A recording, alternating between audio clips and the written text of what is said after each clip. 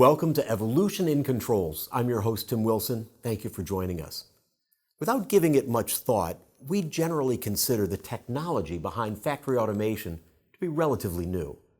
Sure, the Industrial Revolution overtook England beginning in the 1700s, and the electric motor has been around since the 1800s.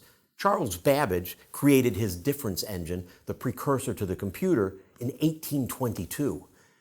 But the underlying ideas behind these precursors of factory automation are older than you might think. Archimedes, who lived from 287 to 212 BC, is famous for his saying that with a lever he could move the earth if he had only a place for his fulcrum and a place to stand. A lever, which transfers linear motion and force, is the linear equivalent of the gearbox, which transfers rotational motion and torque. In the automation space, gearboxes, which are over 2,000 years old, are indispensable. But the age of that technology doesn't change that the efficiency of a gearbox can make or break an application, or that poor tolerances will significantly degrade the life of the system. It is only as we have developed more advanced measurement devices and manufacturing techniques that we have been able to better understand how these 2,000-year-old technologies can be better implemented. And that is where our next guest draws the line of differentiation. With over 35 years of servo drive experience, Apex Dynamics has played a pivotal role in the global evolution of high-precision gearboxes. Here to talk with us today is Mr. Eugene Detke, Product Manager for Apex Dynamics. Eugene, thanks for joining us. My pleasure. So let's start a little bit about yourself. How long have you been in the industry? How long have you been with Apex Dynamics?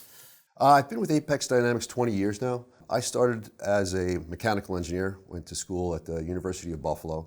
After that, I did a little bit of work in the oil field. Was out in West Texas for a little while. Then moved back to Long Island and started with a company called Thompson Micron. And that's where I started to get into the automation industry. So I was there for a few years and then moved on to Apex, and I've been at Apex since. Fantastic. Now, in my introduction, I talked about gearboxes, but Apex does a little bit more than gearboxes, don't they? Yeah, we do rack and pinion systems now, as well as lubrication systems, and we're starting to manufacture couplings as well. Okay, fantastic.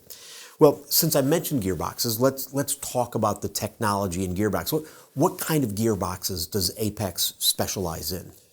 Apex primarily makes servo gearboxes, so servo technology, planetary design.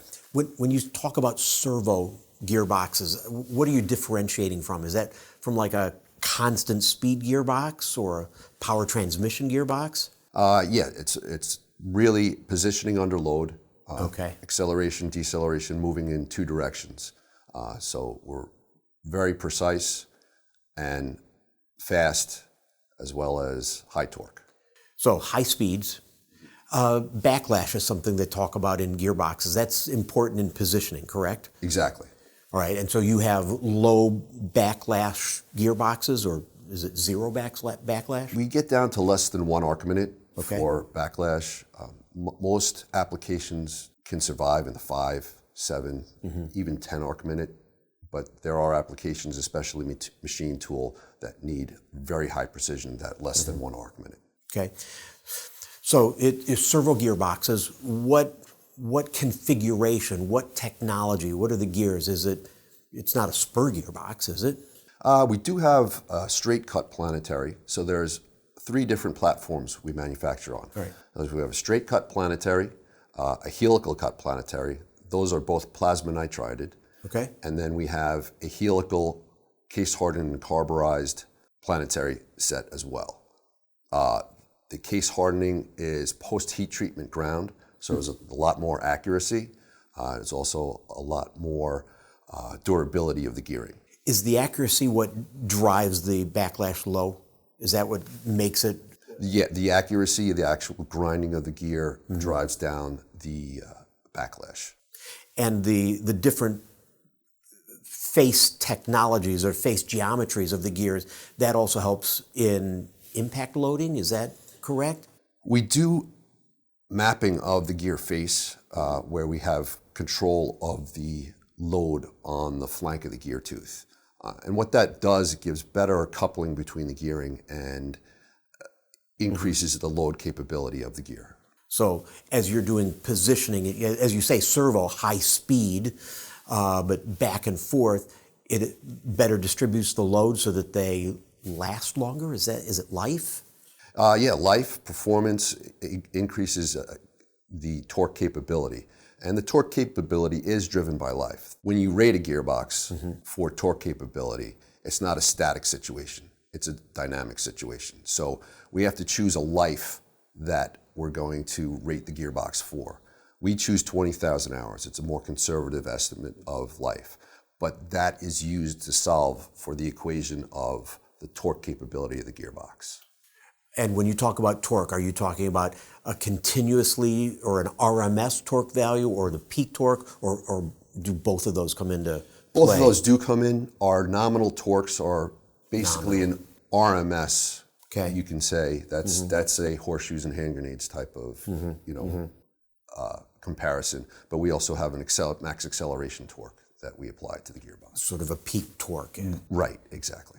Is there a relationship between the peak and the RMS? Is it 2-to-1, 5-to-1, 10-to-1? It does depend on the series of gearbox. It could be 1.8 times or 1.5 times the nominal. All right.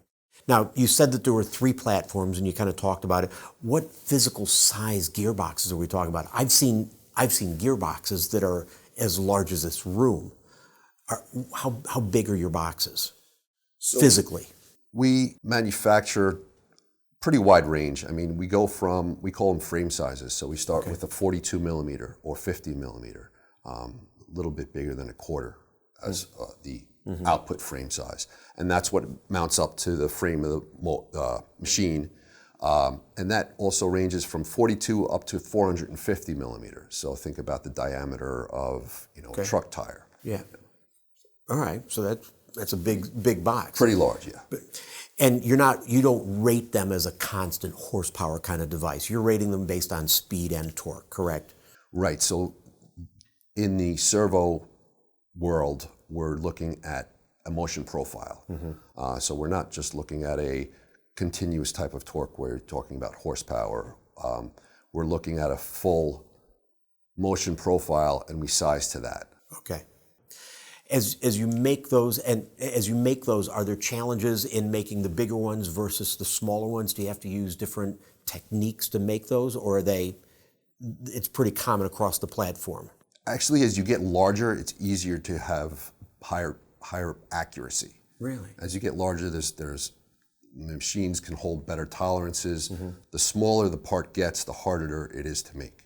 So the cost of actually making our smallest gearbox is sometimes more expensive than making the one that's the next size up. Interesting. I wouldn't have thought that. Yeah.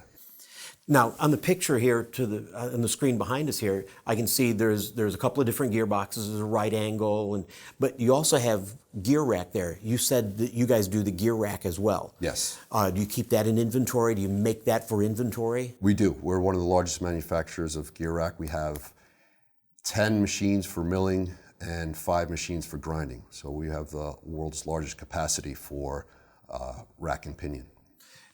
Inch, metric?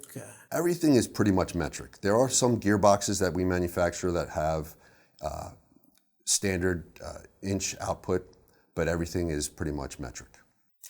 Eugene, we just talked a lot about the technology behind gearboxes, but really I'd like to talk a little bit more now about Apex. Why choose Apex? What makes Apex different? What's the differentiators that you guys talk about? Really, the largest one is the manufacture to stock philosophy. All right. Manufacturing as a stock allows us to deliver quickly and have lower cost structure. Does that mean you have gearboxes sitting on the shelf? I mean, there's no lead time. If I call, you're going to ship me a box this afternoon? We do have high turn parts in inventory, but we also keep components in inventory to build to stock, build to order. So if I order a particular box, it might be something that you have to assemble there in Long Island. Is that correct? Is that where? Typically, most of the assembly is in our manufacturing facility in Taiwan. Okay. We might do some final assembly in New York, but we keep most of that in our facility for the ISO certification. Now, you're located in Long Island, is that correct? That's right. Okay. And so that's where the inventory would come from, or to fulfill orders that we would place. Right. So manufacturing for inventory, that's one of the differentiators. What are some of the other reasons that we would choose Apex? Well, the consistency of lead time is a big one from the manufacturer to stock. And we also found out that it really insulated us from supply chain. Okay. But that, again, that's our manufacturer to stock philosophy. One of the largest things that sets us apart is our customer service. We have degreed mechanical engineers in-house that pick up the phone. There's no phone tree. You get a live person when you call 8 to 5 Eastern Time in New York. It's a little bit more expensive to have an engineer doing quotes, lead time, order entry, things like that, but it gives us more perspective on the whole process and allows us to support the customers much better. Well, if you had a build for inventory strategy, were you guys able to gain market share during the supply chain problems of COVID and the years after? Yes, our lead times did not change. The only thing that affected our lead time was actually logistics, getting parts from Taiwan here. Okay. Eugene, let's talk about the future. What does the next 3 to 5 years look like for Apex? Apex is going to be really focusing on growing market share through supporting our customers with our knowledgeable staff, as well as backed by our production capability. That's been the key to our success in the past, and see that as the way going forward as well. Using customer service to help you grow your market share. Right, customer service and our experienced engineering support. Okay, all right. Do you see any changes in manufacturing, any onshore manufacturing, or are you going to focus on just building your inventory and growing what you have? We're focused on our manufacturing facility in Taichung as of this moment. I don't see anything in the near future for that opportunity beyond some type of technological advance in materials or something like that. No secret gearboxes that you can leak on the show here? Not as of yet.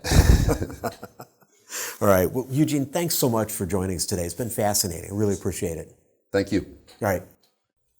To learn more about Apex Dynamics, please visit apexdynamicsusa.com.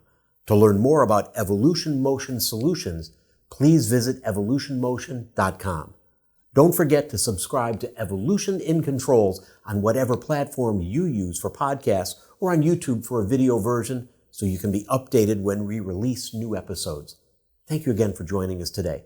I'm Tim Wilson, and remember, keep moving.